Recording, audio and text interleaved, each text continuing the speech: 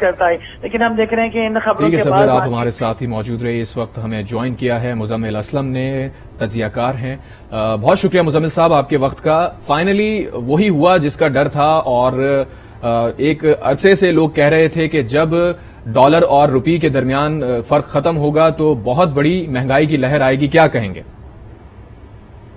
دیکھیں جی، بالکل اس وقت جو ہمارے ملک میں پیٹرول اور بجلی کی قیمت تھی وہ جو ہے 224-25 روپے کا جو ڈالر اسحاق ڈار صاحب نے روکا ہوا تھا اس کے تناسب سے تھی. آج 240 ہو گیا، کہا یہ جا رہا ہے کہ شاید 250 بھی ہو جائے.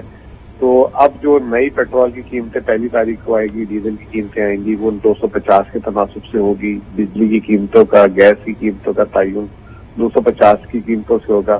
اور جو درآمدات 230 پہ 225 پہ ڈیوٹیز دے کر آ رہی تھیں ابھی تک فی الحال، وہ بھی جب 250 روپے میں ہوگی تو وہ جو ہے اس سے بھی مہنگائی کی ایک بہت بڑی لہر آئے گی. تو یقینی طور پہ جسے کہتے ہیں کہ ایک مشکل ترین جسے کہتے ہیں وقت جو ہے عوام کا شروع ہو چکا ہے. اور اس پہ ہم دیکھیں گے کہ حکومت نے ابھی مینی بجٹ بھی لے کر آ رہی ہے 300-250 ارب روپے کے ٹیکسز کا، اور پھر گیس بجلی کی قیمتیں بھی بڑھانی ہے. تو اللہ خیری کرے، اور مجھے لگتا ہے کہ 75 سالہ مہنگائی کے ریکارڈ ٹوٹ جائے گا. اچھا مزمل صاحب، آپ چونکہ فائنانس منسٹری کے اسپوکس پرسن بھی رہے ہیں تو آپ کو ہینڈز آن ایکسپیرینس ہے ان ساری چیزوں کا کہ کس طرح سے ساری چیزوں کو مینج کیا جاتا ہے. اسحاق ڈار صاحب جب آ رہے تھے تو انہوں نے کہا تھا میں 200 روپے یا اس سے بھی نیچے ڈالر کو لے کر آؤں گا، اور پچھلے 4 مہینے کے اندر تقریباً وہ اپنی اسی روش پہ قائم رہے. بہت سارے حلقوں سے یہ کہا جا رہا تھا کہ ان کی پالیسی صحیح نہیں ہے، پاکستان ڈوب جائے گا، پاکستان کے اندر جو معاشی تباہی آئے گی وہ ناقابل برداشت ہوگی. لیکن جو پالیسی کا تسلسل رہا، آج ہم یہاں پر کھڑے ہیں کہ ڈالر 240 روپے کا ہو گیا اور اس سے بھی مزید اوپر جا سکتا ہے.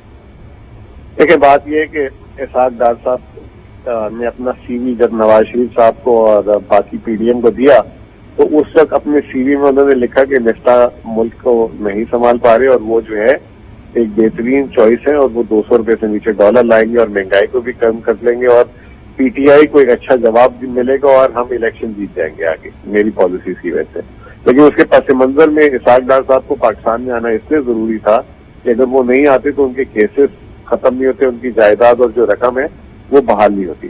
تو وہ اسحاق ڈار صاحب نے اپنے سی وی میں یہ مینشن نہیں کیا، لیکن سب سے بڑا کام انہوں نے یہ کیا کہ، اور اس کے بعد اب آج جو 4 مہینے پہلے جو اقدامات ہونے چاہیے تھے، جیسے میں ایک مثال دیتا ہوں سب کو کہ انسان کو خدا نہ خواستہ کوئی موذی بیماری کا ایک دم پتہ لگے اور وہ اس وقت صحت مند ہو تو اسی وقت علاج ہونا شروع ہو جائے تو اس کا جسم برداشت کر سکتا ہے اس علاج کو. لیکن اگر وہ علاج کو دیر کر دیتا ہے تو اس کے اندر بہت کمزوری آ جاتی ہے، اور پھر وہ فیصلہ کرتا ہے علاج کرنے کا تو اس کا جسم وہ علاج برداشت نہیں کر پاتا. تو ڈار صاحب نے ہماری جو معیشت جو ہے 4-5 مہینے سے جو روک کی تھی اس کی وجہ سے اتنی کمزوری ہو گئی ہے اس میں. یہ جو اب اقدامات لیے جائیں گے وہ ایک عام آدمی کے ہوش و حواس میں بھی نہیں ہے اس کو پورا کرنا. باقی اللہ تعالیٰ تو پورا کروائیں گے انشاءاللہ تعالیٰ، لیکن بہت ہی جسے کہتے ہیں غلط وقت پہ یہ سارے اقدامات اور ایک ساتھ ہو رہے ہوں گے. پیٹرول کی قیمت، ڈیزل کی قیمت، روپے کی قدر میں گراوٹ، کارخانے بند، یہ تمام چیزیں جب ایڈجسٹمنٹ ایک ساتھ ہوگی تو اس سے نہ صرف کاروبار متاثر ہوں گے، عام آدمی بھی متاثر ہوگا، اور حکومت کے بھی مسائل بڑھیں گے. اچھا سر، یہ بتائیے گا کہ آئی ایم ایف کا اس میں کتنا عمل دخل ہے؟ آئی ایم ایف تو دیکھیں جی، بات سیدھی سی ہے کہ یہ آئی ایم ایف اپنی بات پہ کھڑا ہے. ہماری حکومت تھی، آئی ایم ایف کا ہمارا ایک اختلاف آیا تھا پیٹرول کی قیمت میں 10 روپے فی لیٹر پہ آیا تھا.